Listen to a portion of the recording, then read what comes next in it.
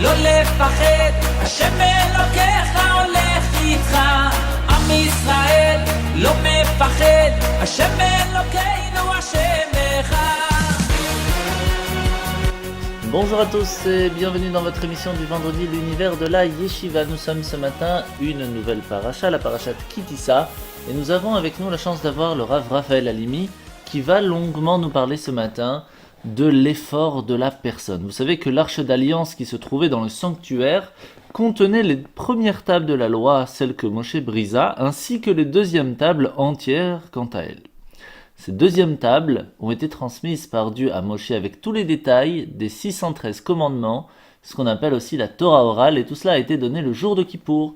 C'est pour cela que le jour de Kippour est le jour du pardon, puisque Dieu nous a pardonné de la faute du veau d'or et nous a permis de nous rattacher avec lui grâce à ce deuxième contrat, qu'on appelle aussi la Ketouba, le jour du mariage, qui nous a rattachés à lui. Alors, une des premières questions qu'on peut se poser, c'est est-ce que vraiment c'était nécessaire que l'Arche Sainte rappelle le terrible épisode de la faute du veau d'or avec les morceaux de la première table? Pourquoi est-ce que les préceptes de la Torah orale n'ont été transmis qu'à travers l'apparition des deuxièmes tables de la loi? Pourquoi? Eh bien, nous allons comprendre que l'effort que le peuple juif a fait pour demander pardon va nous donner quelque chose d'assez extraordinaire. C'est ce qu'on va découvrir tout de suite avec le Rav Raphaël Halimi. Shalom Uvracha, bienvenue à tous. Parachat Ki Tisa.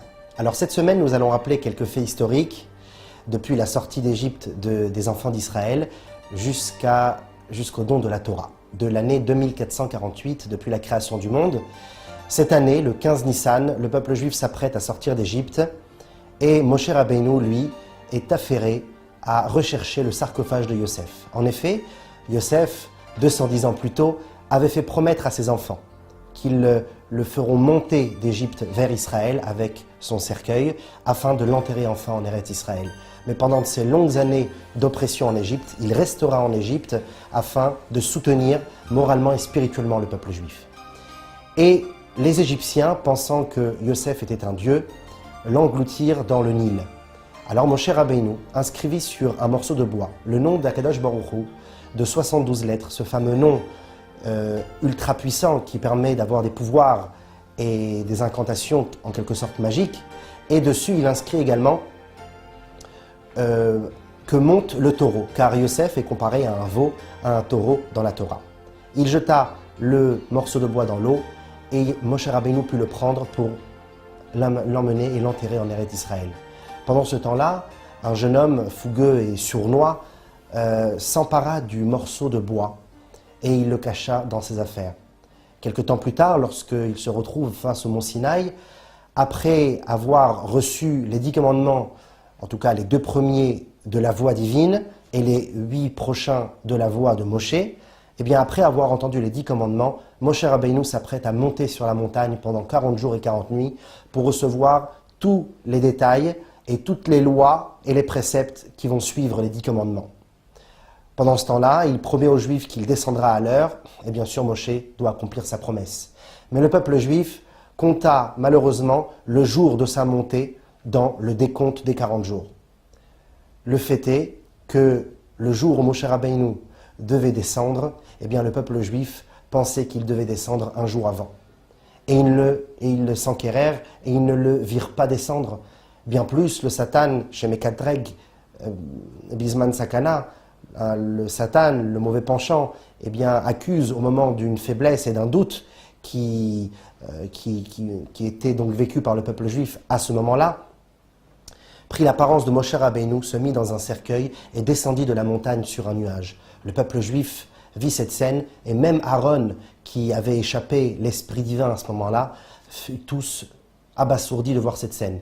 Mais une grande partie du peuple resta croyant en Dieu, l'autre partie douteuse et faible ont été influencés par la mauvaise partie du peuple, le Erev Rav, qui étaient donc ces fameux convertis qui se convertirent au judaïsme après avoir vu les 10 plaies d'Égypte et les merveilles que Dieu avait fait contre Pharaon. Et donc leur conversion était surtout par crainte et non pas par amour. Donc une mauvaise conversion, ils n'étaient pas encore assez empreints de spiritualité et amenèrent le peuple douteux et faible, en tout cas une partie du peuple, à se révolter, à venir chez Aaron et à demander un nouveau Dieu et un nouveau chef qui les accompagnera vers le pays qui ruisselle du lait et du miel. Alors Aaron, pour gagner un petit peu de temps, leur a demandé d'amener des bijoux, de l'or, afin que peut-être ils puissent concevoir un nouveau chef, mais c'était seulement pour laisser un petit peu passer le temps. Malheureusement, ces hommes douteux et peu fiables étaient pleins de zèle pour la Avodah Zara, pour l'idolâtrie, et arrachèrent l'or et même les boucles d'oreilles des lobes de leurs femmes et l'emportèrent à Aaron. Aaron, lorsqu'il vit ça, fut obligé encore une fois de retarder le temps afin de laisser le temps à Moshe Rabbeinu de descendre de la montagne. Il jeta tout l'or dans le feu pour attendre. Et malheureusement, le jeune homme sournois dont on a parlé tout à l'heure vint avec le morceau de bois où il était inscrit dessus « Que monte le taureau, que monte le veau » et il le jeta dans le feu. Et malheureusement, toute l'or qui avait été fondu se transforma en un veau magique qui avait la capacité de parler, de faire des miracles. Et le peuple, malheureusement, fauta donc cette fameuse faute du veau d'or. Lorsque Moshe Rabbeinu descendit de la montagne, entendit les voix de la perversité et de la bassesse du peuple à ce moment-là, il descendit de la montagne avec les tables de la loi qui étaient faites d'une pierre précieuse très particulière, magnifique, mais très très lourde. En effet, les tables de la loi arrivaient à être tenues par la force de Moshe, mais surtout par une force spirituelle qui habitait les tables de la loi. C'était les lettres. Les lettres étaient aussi d'une source magique, en quelque sorte, puisque la lettre transperçait la pierre du début jusqu'à la fin. Et l'on voyait la lettre des deux côtés, des deux façades, eh bien on la voyait droite, on la voyait du bon côté. C'était un miracle, puisque lorsqu'on transperce une pierre ou un objet, eh bien, le signe, la forme que l'on va voir d'un côté, eh bien, de l'autre côté, elle sera à l'envers. Eh bien non, pour les tables de la loi. En plus de cela, des lettres comme le Samer, par exemple, qui est une lettre ronde et dont il fallait faire tenir à l'intérieur un morceau de pierre pour qu'on puisse avoir la circonférence du cercle, eh bien, il y avait un miracle également, dont un morceau de pierre se maintenait en lévitation en quelque sorte à l'intérieur du Samer. Toutes sortes de miracles merveilleux, mais surtout le miracle faisait en sorte que la pierre qui était immensément lourde put être maintenue par Moshe Rabbeinu. Mais lorsque il vit la faute des Bnei Israël et que les lettres virent ça également, elles s'envolèrent. Et les tables de la loi furent de nouveau vides, propres de lettres, et devinrent très lourdes. Et Moshe Rabbeinu aurait pu les maintenir, mais il les laissa tomber. Et lorsqu'il les laissa tomber, Akadosh Baruch Hu lui dit « Asher Shibarta, que tu as cassé, Ashrecha Shibarta ». C'est bien que tu as cassé, puisque le peuple juif est comparé ici à Chas v'Shalom, une reine qui trompe son roi et qui va avec un autre homme. Et lorsque le serviteur qui les a unis voit cette scène, accourt vers l'acte de mariage qui a donc uni le roi et la reine et le déchire. Et dit au roi, maintenant tu ne peux rien faire à ta reine puisqu'elle n'est plus ta reine, elle n'est plus ta femme. La même chose, Moshe Rabbeinu qui unit le peuple juif à Akadosh Baruch Hu, déchira cet acte de mariage, détruisit les tables, les brisa, afin que Akadosh Baruch Hu ne déverse pas tout de suite son courroux sur le peuple juif. Cela a pris depuis le 17 Tammuz de l'année 2448, c'est pour ça que l'on jeûne le 17 Tammuz, jusqu'au 10 Tishri, 120 jours exactement. 3 fois Moshe Rabbeinu monta sur le mont Sinaï, à chaque fois 40 jours et 40 nuits, pour se faire pardonner de la faute du veau d'or et également recevoir de nouvelles tables de la loi, dont on va parler dans un instant. Jusqu'au 10 Tishri, le fameux Yom Kippour, le jour du grand pardon, où Dieu enfin pardonna le peuple juif de la faute du veau d'or. Mais cette faute ne fut et n'est toujours pas pardonnée entièrement par Akadosh Baruch Hu tant que Mashiach n'est pas là. Et chaque fois que le peuple juif vit une oppression ou une chute ou malheureusement des épreuves et des choses négatives dans leur histoire, eh bien c'est une des manières de réparer la faute du veau d'or puisque cette faute n'est toujours pas encore réparée à 100%. Enfin, Akadosh Baruch Hu décida de donner une deuxième paire de tables de la loi à Moshe Rabbeinu, mais cette fois-ci, elles ne seront pas habitées par des lettres magiques, mais par la gravure de Moshe Rabbeinu lui-même. Et c'est pour cela qu'il monta 3 fois sur le mont Sinaï, et pour recevoir le pardon de Dieu, et pour recevoir ces fameuses deuxièmes tables. Mais la différence, c'est que ces fameuses deuxièmes tables étaient également accompagnées de toutes sortes de lois, en réalité toutes les lois, c'est-à-dire tout ce qui va suivre la Torah, les 613 mitzvot, les détails des mitzvot, les dérivés, les préceptes profonds, liturgiques, moraux de la Torah. On appelait ça la Torah Shebéal Peh, la Torah orale. Et également, il est dit dans nos textes que même dans le futur, lorsqu'un élève innovera de nouvelles idées de Torah, eh bien, cette idée, si elle est bonne, elle est véridique, elle est approuvée par son Rav, eh bien, cette idée a été également donnée à Moshe Rabbeinu, à Moïse, au moment du mont Sinaï. Il a reçu toute la Torah entière avec les deuxièmes tables de la loi.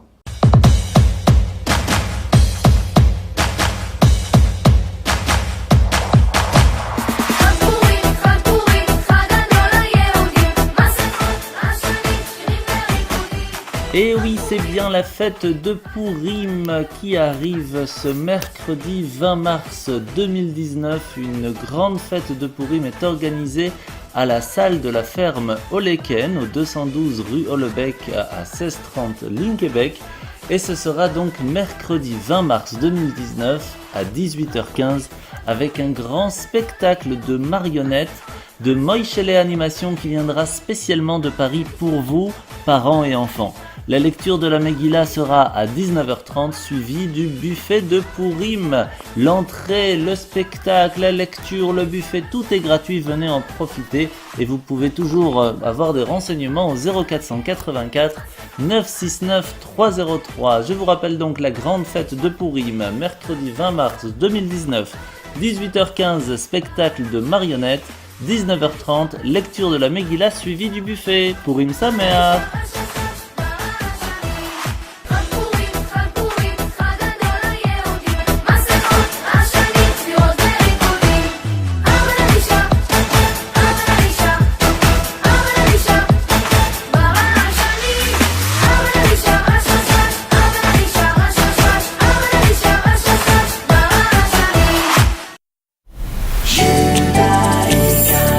Retrouvez-nous sur radiojudaïka.be.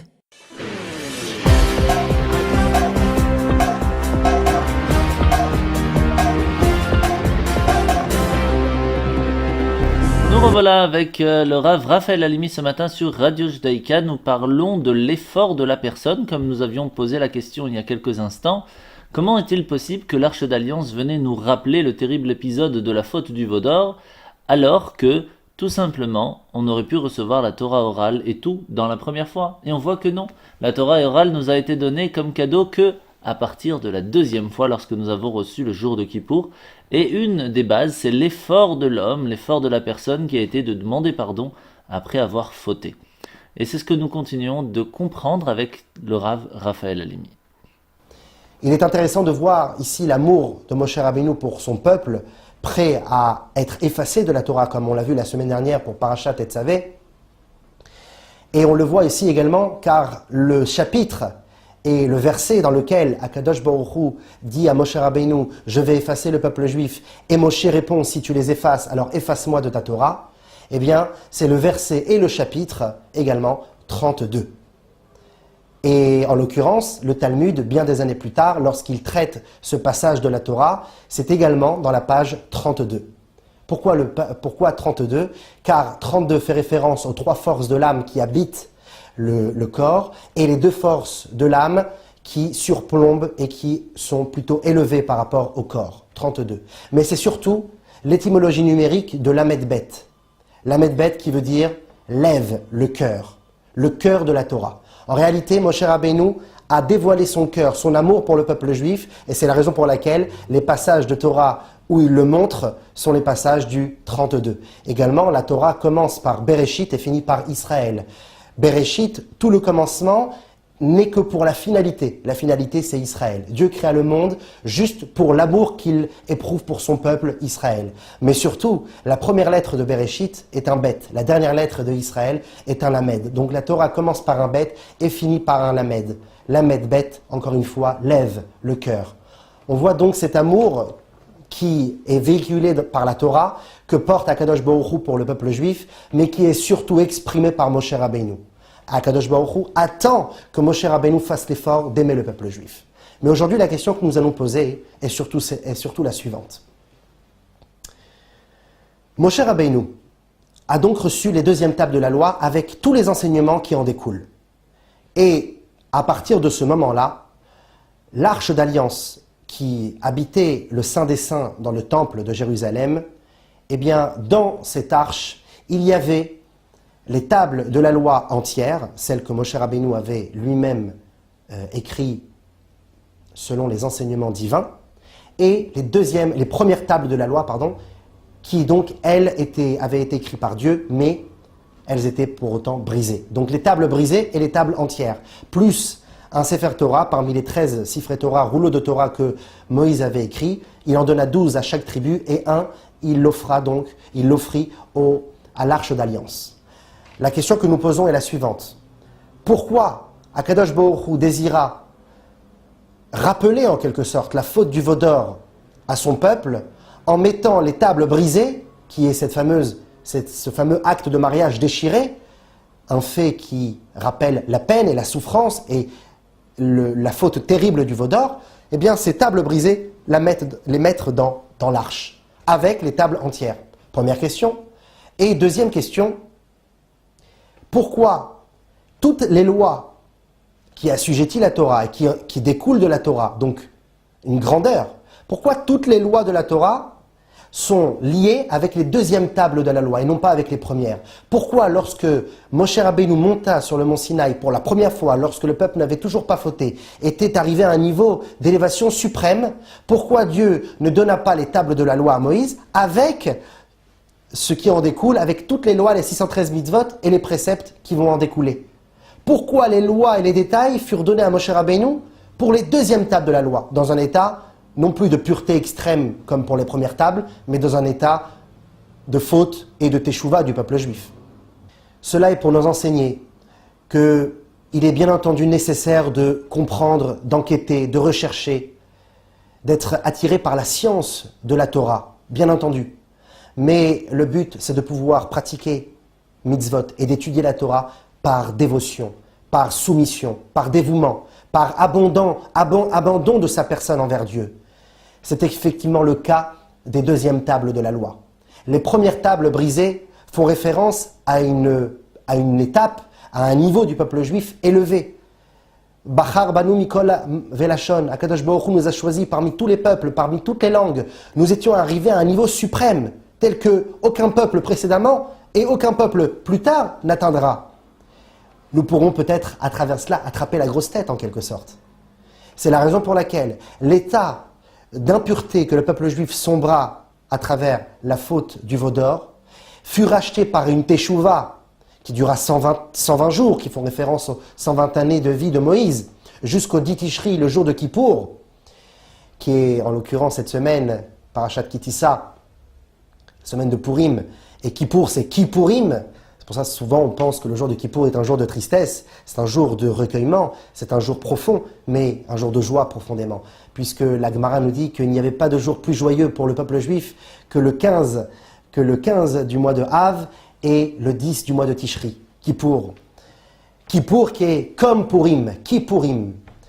Nous allons le voir plus tard pourquoi. Mais en tout cas, lorsque Akadosh Baruch Hu attend du peuple juif un effort personnel de Teshuvah, Venafshi ke'afar lecholtier, je deviens poussière devant toi, Akadosh Baruch Hu. Alors j'arrive à la deuxième partie du verset, Petach libi betoratecha. Alors mon cœur s'ouvre à ta Torah. C'est lorsque je deviens poussière, non pas poussière pour être rien devant Dieu, car Akadosh Baruch Hu demande de nous d'être une personne avec une stature et une personnalité propre qui permettra de comprendre la Torah selon chacun son caractère et son niveau. Mais le but, c'est de pouvoir exprimer un abandon et une soumission totale envers Akadosh Baruch Hu, et non pas parce que je l'ai compris.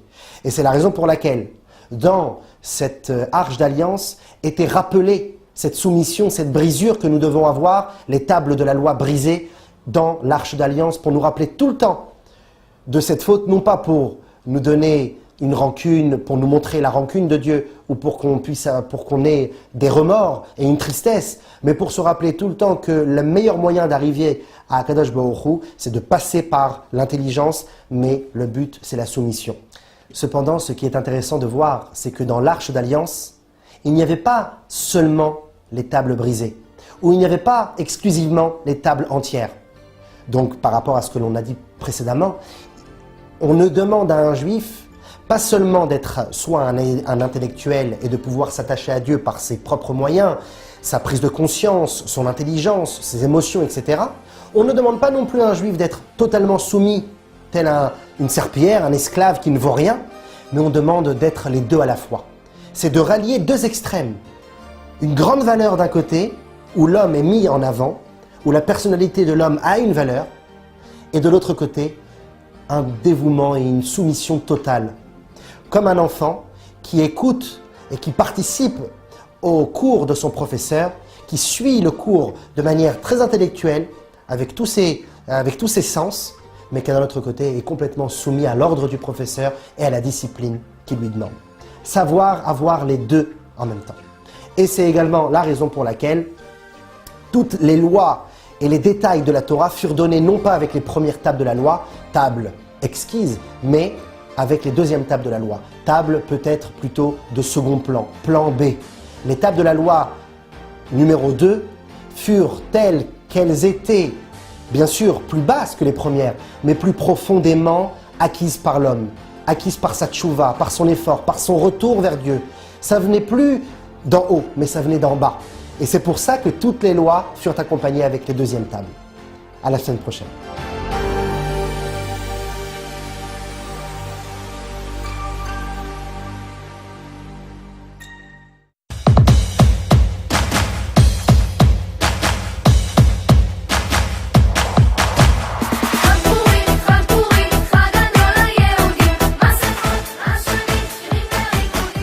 Et oui, c'est bien la fête de Pourim qui arrive ce mercredi 20 mars 2019. Une grande fête de Pourim est organisée à la salle de la ferme Oleken, au 212 rue Hollebeck à 1630 Linkebeck.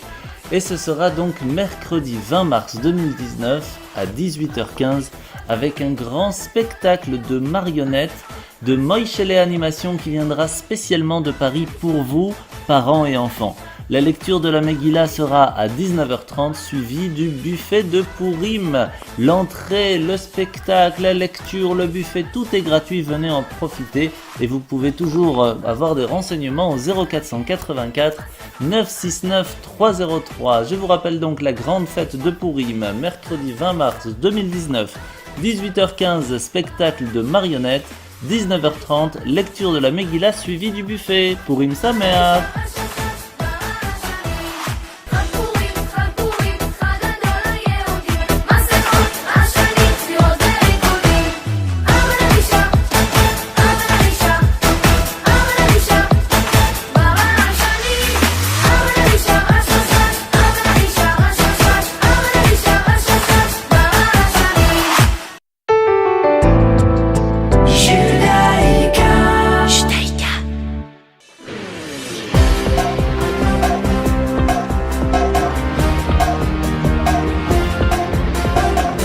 Sur Radio Judaïka, nous sommes ce matin dans la parashat Kitissa. Nous avons la chance d'avoir avec nous le Rav Shmuel Masliach, comme la semaine dernière, qui va nous raconter de façon magnifique, comme il a l'habitude, cette magnifique parashat Kitissa, qui nous parle de la faute du veau d'or, mais aussi de d'autres plein de choses très très intéressantes. Je vous invite à l'écouter. Shalom Uvracha. La parashat cette semaine, la parashat de Kitissa, est composée de 3 parties. La première partie, qui est la première montée, nous parle du Mishkan, le tabernacle. La deuxième partie, qui est la deuxième montée, nous récite la faute du veau d'or, la faute que le peuple juif a faite dans le désert, qui est la faute la plus grave que le peuple juif ait fait de son histoire. Et la troisième partie nous parle de la réhabilitation du peuple juif auprès d'Hachem, auprès de Dieu, suite aux nombreuses prières que Moshe Rabbeinu a fait pour eux. La paracha commence par la mitzvah de Machatzit à Shekel, que l'on connaît sous le nom d'un demi-shekel. Que veut dire un demi-shekel? Tout simplement, Dieu demanda à Moshe de compter le peuple juif. Et la manière que Moshe employa pour compter le peuple juif était de demander, de réclamer à chaque homme de 20 ans jusqu'à 60, donc âgé de 20 ans jusqu'à 60 ans, un demi-shekel. Et en comptant le demi-shekel, automatiquement, on savait combien de personnes il y avait dans le peuple juif. Ces demi-shekels-là ont été fondus et ont servi à former les socles du Mishkan. Puis par la suite, quand les Juifs se sont installés en Eretz Israël, cette mitzvah a continué et on ramassait donc, on récoltait. Il y avait des trésoriers qui étaient spécialement nommés pour récolter auprès de chaque homme donc ce demi-shekel qui servait à acheter les sacrifices et qui servait à d'autres tâches dans le Beth Amikdash, notamment à la rénovation. Ensuite, la paracha nous parle de la confection par Moshe Rabbeinu des ktoret, des encens, ainsi que de l'huile d'onction qui a servi à oindre non seulement les ustensiles du temple, mais également les Kohanim Gdolim, donc les grands prêtres, et les rois d'Israël, les futurs rois d'Israël. Moshe Rabbeinu en produisit uniquement 4 litres, ce qui suffit pour... donc ces 4 litres ont suffi pour toute l'utilisation que Moshe Rabbeinu en a fait. Bien entendu, Hachem dans la paracha s'adresse à Moshe en disant les encens ainsi que l'huile d'onction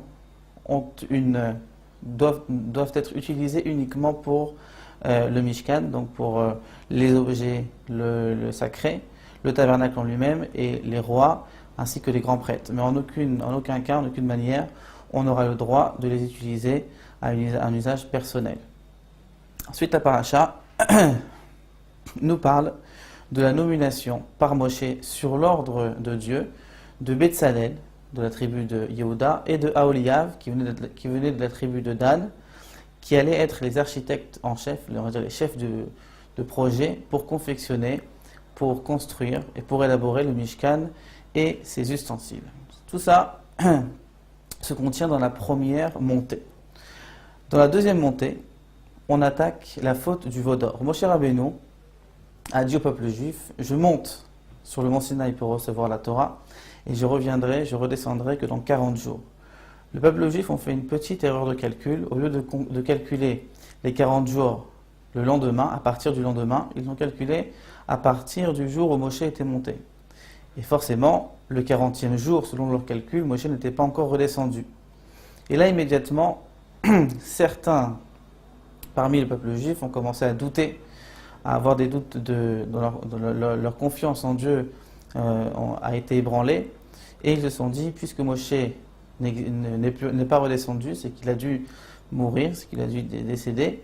Donc il faut absolument le remplacer, car nous avons besoin d'un guide pour nous faire traverser le désert et pour nous faire rentrer en terre d'Israël. Et là, le peuple juif tout entier unirent leurs efforts et chacun apporta de l'or pour pouvoir confectionner un veau d'or. Quand Moshe redescendit le lendemain et qu'il vit ce veau d'or, cette idole adorée par l'ensemble du peuple juif, sa déception, sa tristesse et surtout sa colère ne connut pas de borne. Ce jour-là, nos sages nous disent que ce jour-là, d'après nos sages, était le 17 Tammuz, et Moshe Rabbeinu donc brisa ce jour-là les tables de la loi qu'il venait de descendre du mont Sinaï. Et donc, Moshe Rabbeinu assembla toute la tribu de Lévi qui était la seule à ne pas avoir fauté et vengea le nom de Dieu qui avait été profané par cette avéra, car les peuples juifs avaient en effet entendu quelques jours avant, je suis de la part de Dieu directement, sans intermédiaire, je suis Hachem ton Dieu qui t'a fait sortir d'Égypte, tu n'auras point d'autre Dieu que moi. Et voici que le peuple juif, le peuple d'Israël, a fait cette immense avéra qui était donc le fait d'adorer et d'aduler une idole, qui était le veau d'or. Donc Moshe Rabbeinu vengea le nom de Dieu et tua une bonne partie, et tua 3000 juifs, et le reste du peuple d'Israël fut atteint d'une épidémie. Ensuite, Moshe retourna le 19 Tammuz pour demander à Dieu, pour implorer Dieu de pardonner au peuple juif. Car effectivement, après la faute du veau d'or, Dieu voulut détruire entièrement le peuple d'Israël. Moshe resta durant 40 jours sur le mont Sinaï, et finalement, il redescendit le 29 Av. Le 30 Av, Moshe Rabbeinu annonce au peuple juif que finalement, Dieu avait écouté ses prières, ses implorations, et qu'il n'allait pas détruire son peuple, qu'il n'allait pas détruire le peuple d'Israël. Mais malgré tout, ce n'est pas pour ça que Dieu lui avait entièrement pardonné. Et finalement, 40 jours après, Moshe Rabbeinu, qui était donc du 30 Av au 10 Tishri, qui est devenu le jour de Kippour, Moshe Rabbeinu obtint le pardon définitif de Dieu. Dieu effaça et pardonna la faute du veau d'or au peuple juif. Moshe Rabbeinu, à partir de ce moment-là, fut très élevé spirituellement par rapport au peuple qui avait fauté. Effectivement, quand le peuple a fauté, ils ont perdu énormément de spiritualité, énormément de sainteté qui les habitait jusqu'alors, au point où ils ne pouvaient même plus regarder Moshe en face, Moshe qui était resté pur, Moshe au travers duquel Dieu parlait, était tellement saint, il brillait même physiquement, que le peuple juif, que le peuple d'Israël, tout à chacun, ne pouvait plus le regarder en face. C'est la raison pour laquelle Moshe se couvrait d'un voile pour traverser, quand il traversait le camp. Et quand il enseignait la Torah, par contre, il retirait ce voile afin que tout le monde puisse correctement l'entendre. Et à partir de ce moment-là, Moshe installa sa tente en dehors du camp et le peuple d'Israël pouvait le voir uniquement s'ils avaient des questions à lui poser. Alors là, ils devaient se rendre à l'extérieur du camp pour pouvoir le consulter. Finalement, la troisième partie de notre paracha nous raconte que Moshe Rabbeinu a demandé à Dieu de se révéler à lui. Et là, Dieu lui a dit, il est impossible qu'un homme puisse me voir et continuer à vivre, mais je vais quand même te transmettre un certain visage de moi auquel aucun homme n'a eu accès jusqu'alors. Et Dieu lui a donc dévoilé les 13 attributs de miséricorde. On voit que Dieu est miséricordieux, il est gracieux. Mais attention, Dieu a dit, pour moi, la grâce, quand on dit que je suis gracieux, que je suis miséricordieux, cela ne veut pas dire que je pardonne obligatoirement quelqu'un et directement quelqu'un qui aurait fait une avéra. Ce pardon arrive uniquement après une teshuva, après un repentir. Et effectivement, si la personne se repentit et donc regrette ce qu'il a fait, alors les avérotes qu'il a pu faire, si sa teshuva est vraiment sincère, pourront même devenir des mitzvot. Alors que si au contraire, cette personne ne se repentit pas, les fautes qu'il aura commises se répercuteront non seulement sur lui, mais également sur ses enfants et petits-enfants. La paracha termine en nous énumérant certaines mitzvot que Dieu, que Moshe a enseigné au peuple d'Israël dans notre paracha, commençant par la mitzvah d'éliminer les habitants idolâtres d'Eretz Israël. Quand les Juifs, au bout de 40 ans, allaient finalement accéder à Eretz Israël, ils devaient éliminer tous les habitants idolâtres. La deuxième mitzvah était de monter, voir Dieu durant les 3 fêtes. C'est-à-dire qu'à 3 périodes de l'année, la période de Pessah, la fête de Shavuot et la fête de Sukkot, tous les hommes devaient se rendre à Yerushalayim pour assister au sacrifice, pour offrir des cadeaux à Hachem dans le Beth Amikdash. La troisième mitzvah est la mitzvah des bikurim, c'est-à-dire la mitzvah des prémices, où Dieu demanda à chaque paysan de donner les premiers fruits de leur récolte, de les offrir à Dieu, donc aux Kohanim, qui représentaient Dieu dans le Beth Amikdash. Et enfin, la quatrième mitzvah, l'interdiction de manger, mais aussi de cuisiner la viande avec du lait, et également d'en profiter. L'interdit de profiter de cette viande mélangée par cuisson avec du lait. Shabbat shalom.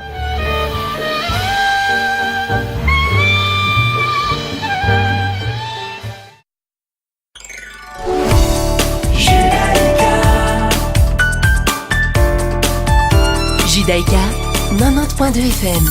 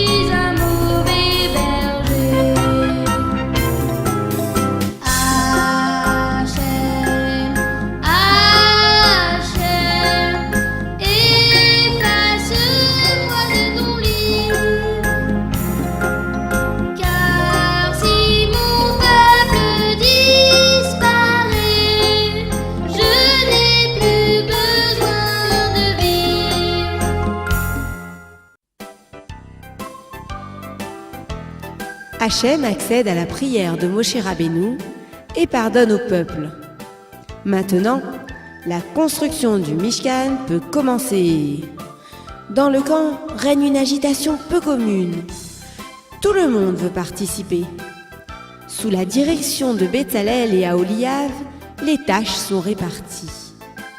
Certains, par exemple, réunissent les produits de teinture. Le bleu d'azur provient d'un animal marin nommé chilazone. L'écarlate est extrait d'un petit verre connu sous le nom de chani. Quant au rouge pourpre, il est à base végétale. 11 étapes sont nécessaires pour l'obtenir. Labourer, puis semer, moissonner, entasser, battre le grain, vanner, trier, moudre, tamiser, pétrir et cuire. À un autre endroit du camp, on confectionne des tentures. Il faut d'abord tondre les moutons, puis laver leur laine qui a accumulé boue et poussière. On peut alors la peigner, la tremper dans la teinture et la filer. Avec les écheveaux ainsi obtenus, les tisserands se mettent à l'œuvre. Oh, les belles étoffes! Voilà du travail pour les tailleurs. Tondre les bêtes, laver leur laine, la peigner, la teindre et la filer, ourdir les fils, les séparer, à travers les anneaux du métier à tisser, tisser la trame ou la défaire, faire un nœud ou dénouer, coudre l'étoffe, la déchirer, quand on a besoin de rectifier. Un peu plus loin, on prépare les pots qui recouvriront le Mishkan. Avec les animaux que les éleveurs apportent et ceux que les chasseurs ont capturés, les tanneurs ont fort à faire. Capturer un animal, l'abattre et le dépouiller, tanner sa peau, la racler, y tracer une forme, la découper. Les scribes sont mis à contribution. Ils marquent les piliers en bois de chittim qui doivent toujours être montés dans le même ordre. Les forgerons sont aussi de la partie. Ils allument de grands feux pour y faire fondre les métaux. Chacun achève son ouvrage et le porte en triomphe auprès de Moshe Rabbeinu. Écrire de lettres, les effacer, afin de recommencer, assembler pour bâtir, détruire pour mieux reconstruire, éteindre un feu quand on veut obtenir du charbon de bois, allumer un feu ou achever la fabrication d'un objet quel qu'il soit, emprunter la voie publique pour acheminer les piliers, réunir sur la grande place les matériaux que chacun a apportés.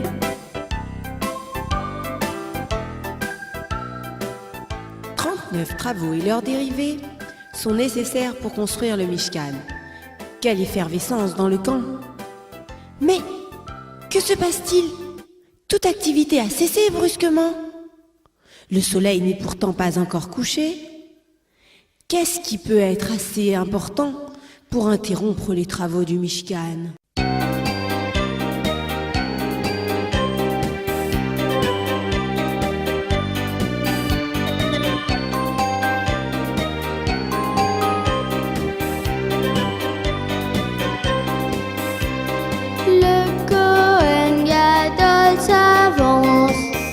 Dans toute sa magnificence, il a en tout 8 vêtements qu'il portera par tous les temps. Quel est son premier vêtement? confectionné de lin blanc. C'est un large pantalon, Mirnasaïm. resserré par un cordon. La tunique avec des manches jusqu'au poignet. Toute nette. Vient tout de suite après. Puis la ceinture mesure en 32 coudées. Avenette. Où 3 couleurs sont brodées.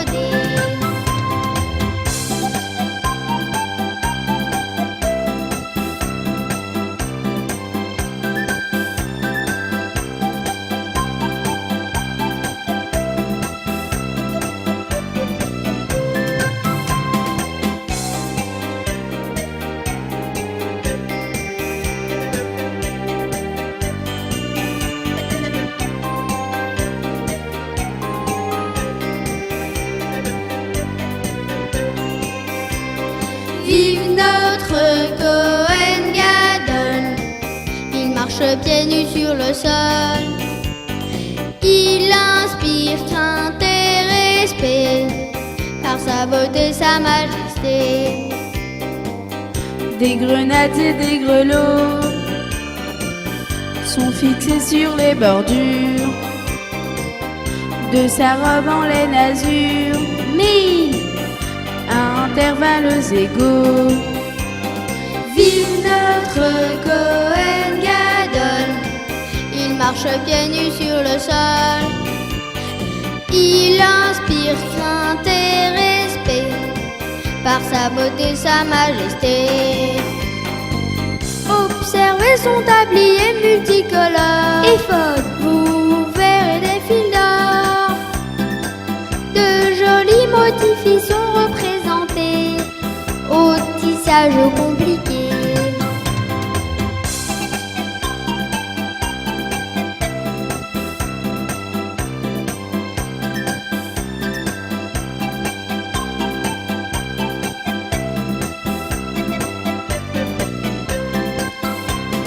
Le Cohen Gadol s'avance dans toute sa magnificence.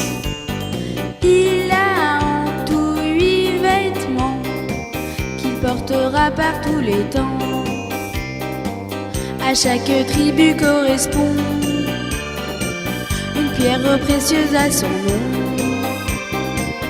enchâssée sur le pectoral. Rochelle. Il y en a 12 au total. Sur le front, il porte une sorte de diadème. Tits. Où on lit Kodesh Lachem. Sur la tête, il porte une coiffe de lin blanc. Mitznefet. Il est prêt maintenant.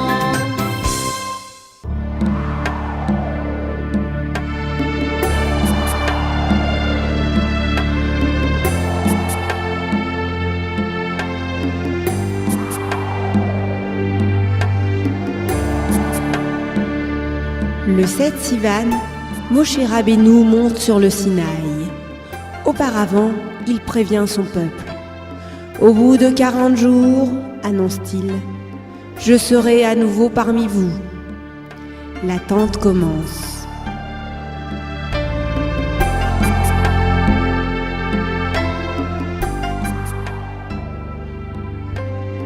Croyant ce délai écoulé, les enfants d'Israël s'inquiètent. Pourquoi Moshe ne revient-il pas? Il a dû mourir, c'est sûr. Les peuplades étrangères qui les ont rejoints lors de la sortie d'Égypte déclenchent la panique générale. Sans chef, sans défenseur, nous sommes perdus. Il nous faut le remplacer. Allons chez Aaron, de gré ou de force. Il devra nous trouver un nouveau guide. Ainsi apparaît l'abominable veau d'or.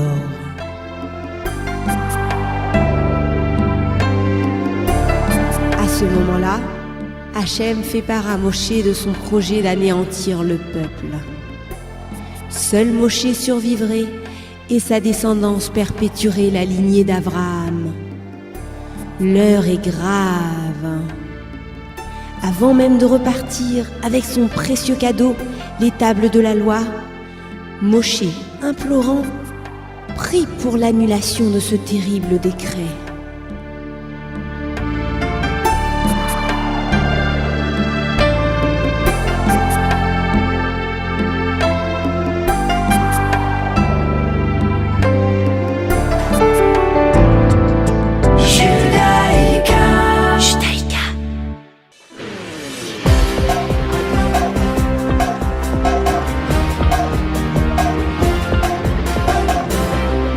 Et bien voilà, c'est ainsi que finit notre émission ce matin. Je vous rappelle que nous sommes Parashat Kitissa. Nous sommes en fait juste après le Purim Katan, le petit Purim qui s'est passé cette semaine. Et donc on est encore en pleine fête et on doit se préparer au Purim qui arrive, comme vous avez déjà dû l'entendre.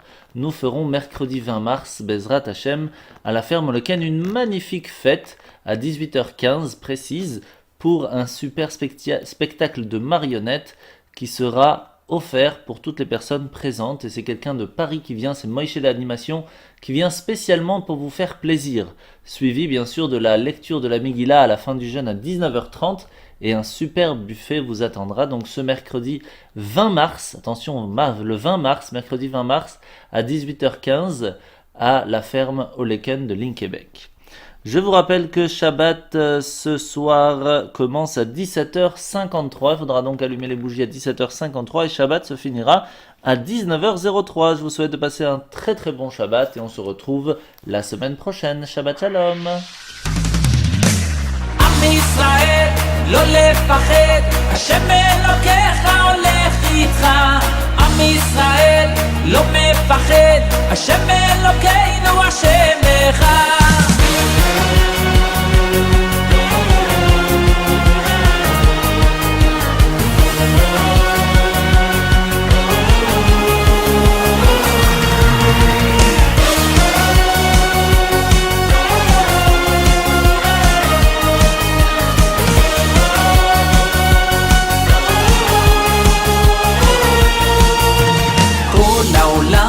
גשר צר, והעיקר לא לפחד כלל, ומלמעלה הוא שומר, צר ואויב לא יתקרב, אח לאח ויד ביד, ישראל זה עם אחד, ומלמעלה הוא עוזר, שומר שומר ישראל.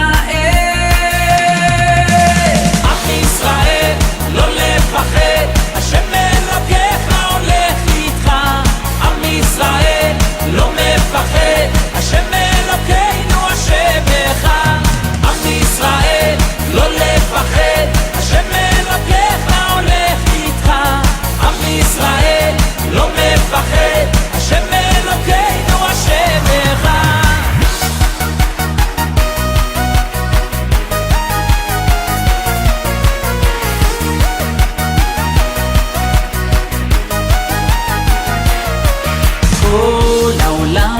גשר צר, והעיקר לא לפחד כלל, ומלמעלה הוא שומר, צר ואויב לא יתקרב, אח לאח ויד ביד, ישראל זה עם אחד, ומלמעלה הוא עוזר, שומר שומר ישראל. עם ישראל לא לפחד, השם אלוקיך לא מפחד, השם אלוקינו השם אחד. עם ישראל לא לפחד, השם אלוקיך הולך איתך. עם ישראל לא מפחד, השם אלוקינו השם אחד.